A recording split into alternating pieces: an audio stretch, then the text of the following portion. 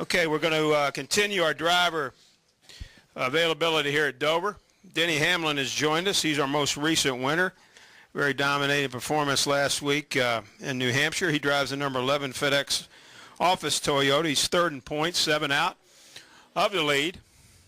He has a series high 5 wins on the season. And Denny, talk about coming off last week's victory, coming to a racetrack where you certainly would like to maybe get even with this place a little bit. Yeah, it's now it's got to get the splitter off the ground. That's a common problem with these new style cars. So go ahead. Yeah, it's we're good. obviously good to get back on track, and had a pretty good first practice. So we're really optimistic about our chances leading into the weekend so far. Okay, questions. We'll start right here with Brian, and then Claire, and then Lee. Go ahead, Brian. Get Brian the microphone right there over your shoulder. Thank you. Brian Nelson, Motor Racing Network. So you were third in practice, and considering what was talked about earlier in the week, what do you love about Dover today? Well, we've been good or decent here in practices before, and then once we got to the race, we weren't as good. But our car seems to have some pretty good speed to it so far, for what I can tell. Even it's very similar to Richmond and those tracks in the sense that the balance isn't very good, but it's still got really fast speed. So the better we get the balance, the better we should be to the field. So I think that really it's everything's fine. It's just we'll see what we got next practice. We're going to make a bunch of changes. Have you come up with, though, that get to know about the sports psychologist earlier in the week, that come up with some things that you love about the track heading in? Have you kind of? Well, just optimistic about it. I mean, it's easy to be optimistic when your car's fast, and I think that so far this weekend it's given me no indication to not like it. So it's been, that part of it's been good. Let's go to Claire, then we'll go to Jim. Claire B. Lang, Sirius XM NASCAR Radio. You seem to come in here sort of in a focus. You just got out of the car. Are you still sort of debriefing in your head? You seem very serious. What is it? I just spent so many hours watching tape, my eyes are crossed. It's like you can only watch so much video, and then when you go out there and do it in real life, it's kind of get dizzy. It's like I feel like I've been around here 1,000 laps already. So it feels it's good to we got to stay focused. We still got a couple hours worth of tuning to do to our car, and I'd like to get the balance a little better before then. Thank you. Thank you. Let's go to Jim, and then we'll work our way back. Go ahead, Jim. Jim Noble, ESPN and Sirius XM. What you did last week in New Hampshire kind of blew everybody away. And then you look at Jimmy Johnson's numbers here, and a lot of people are thinking he's capable of doing the same thing.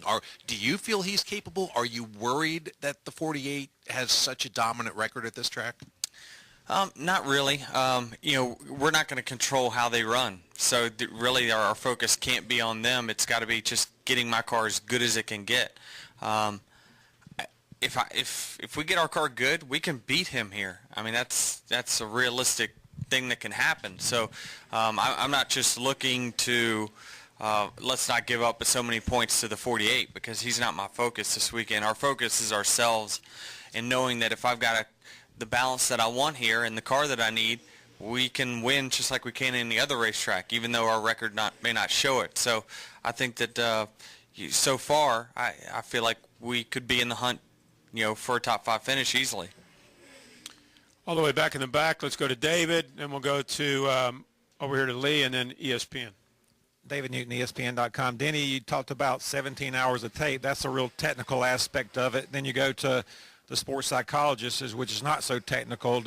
How do you blend the two when you're preparing for a race? And as the psychologist part of it, has that helped you in other tracks before? Not really. I mean, that had to do with more the grand scheme of things, and when you're not running well, how to take it and things like that I've learned from that aspect. But I think when you crank up and you go out on the racetrack, you really forget all that other stuff except for the technical stuff that you watch on tape. The other part, the mental side of it, is just that's before you even get to the racetrack. Your mindset from home to here, what you have your mindset. Actual performance and the technical nuts and bolts happen that the stuff that you learn happen when you actually get out there. So that's the mesh that you have.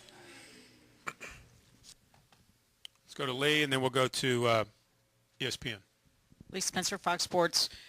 You've been asked versions of this question that, people say you have to lose a championship to win one.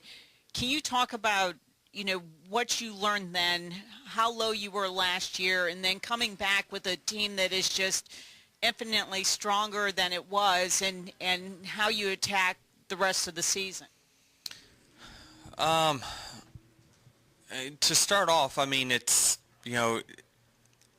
I took for granted, I think in 2010, that we were part of a championship battle, and it was, we had an amazing season, a career season for myself, but you get so upset about not winning a championship, but in the grand scheme of things, you had a career year, in your fifth year, so, we were steadily making the incline all the way to a championship. When you look at our points position results, we had the great rookie season.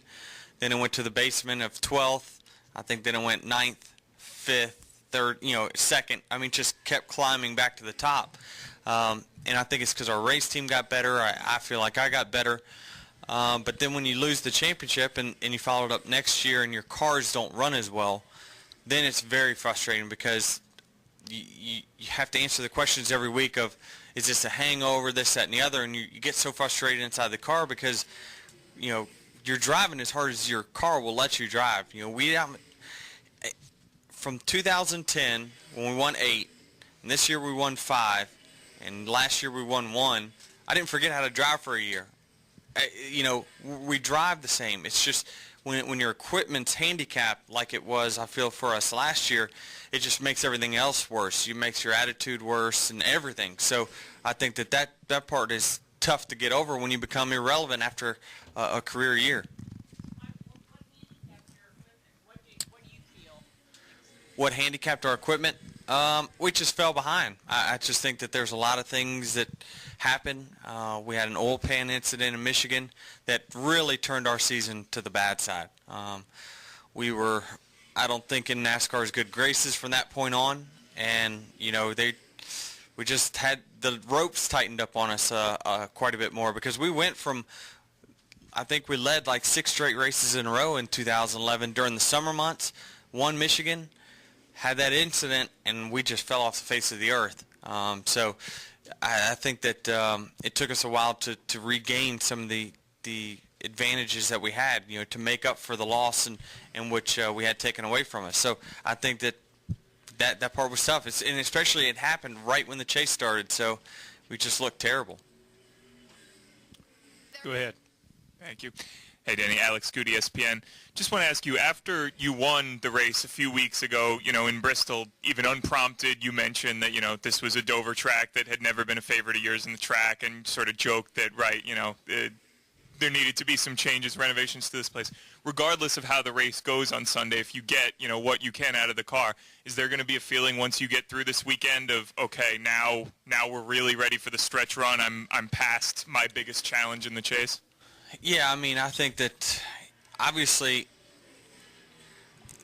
the outlook that I'm supposed to have is not to look past this weekend and want to get over this weekend. It's to optimize this weekend and treat it as one of those that we can win at. And so until my speeds slow up and my car slows down, I'm going to treat it just like I can win this weekend, just like any other track. So it's hard. I'm not going to look forward. I'm going to just stay concentrated on this weekend and trying to do the best I can, knowing in the back of my head that every track from here on out we've won at or been very, very good at year after year. So instead of doing damage control, I'm going to try to treat this weekend as being on offense instead of defense. Let's go Jim Utter and then Marty Smith. Go ahead, Jim. Jim Utter, Charlotte Observer. Earlier this week, Denny, Kyle Busch talked about how at JGR right now it's all about you and trying to win the championship for JGR and to get you a championship. And he talked a little bit about how you guys are all going to work together for that one goal. Can you talk a little bit, what can Kyle and perhaps even Joey do best to help you as you go down this stretch? I think the biggest thing is setup changes. Obviously there's going to be some big rule changes next year, and I think that they're starting to work for 2013 right now on their setups and things like that. And in the meantime, if they hit something, then we're not going to venture too far out of the box from what we've been winning with. They're heading in different directions, trying to find something that works for them. And in the process, if they find something, of course, it'll come to us. So I think that's their biggest benefit right now is if we had one of the other cars in the chase, they would be on the same program as us, and that's just riding that horse that they've had all through the summer. Marty Smith. Marty Smith, ESPN. Denny, you know Dale Jr. pretty well, personally and professionally. What have you seen from him this year, personally and professionally, that may have been missing in recent years? I think he's a lot more upbeat. I think that I look at Dale Jr. last year was very similar to me, and this year we're very similar in the sense of how we both are. We're doing interviews with our head up. We're more focused. I think, more upbeat about things, excited to go to the racetrack, and all that goes back to your performance. When you perform well, you always feel better, but I think he's just more confident in his ability.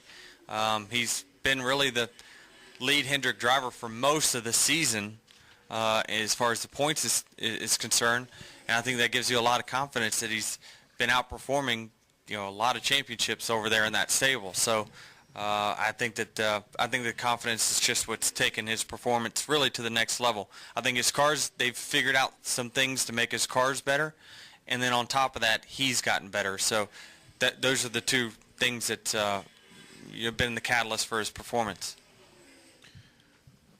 Claire, do you have another question? Let's bring the mic up here, please.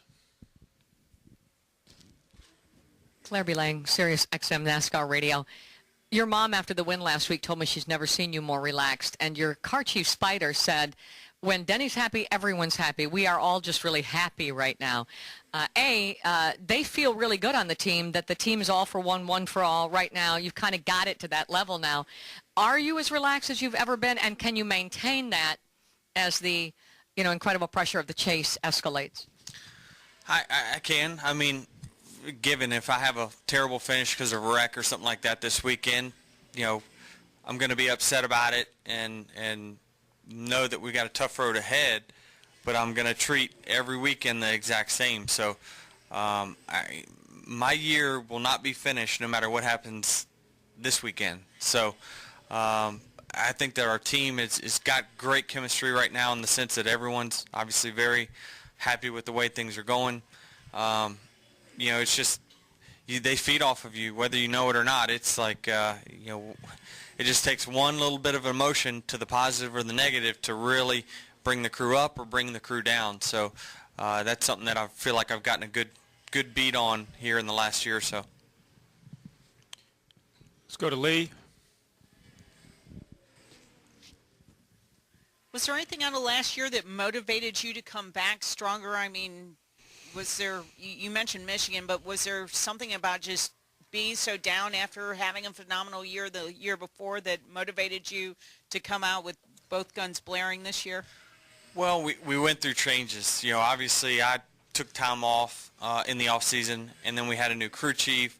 So there was reason for optimism simply because I got re-energized to go back to the racetrack with a new outlook with a championship crew chief who just came off an excellent chase. And so I think that re-energized things. But, I think it had more to do with Darian, what he brought to the race team, not just the 11 team, but Joe Gibbs Racing, his leadership, and all the guys in the shop were really excited to work for him and excited that we got him over to Joe Gibbs Racing. So everyone seemed to be very upbeat in the shop in the off season, and that just fed right to me.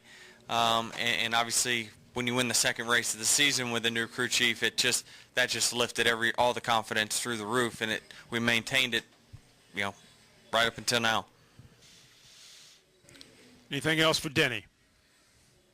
Denny, thanks for coming in, Thanks. and good Appreciate luck it. this weekend at Dover, okay?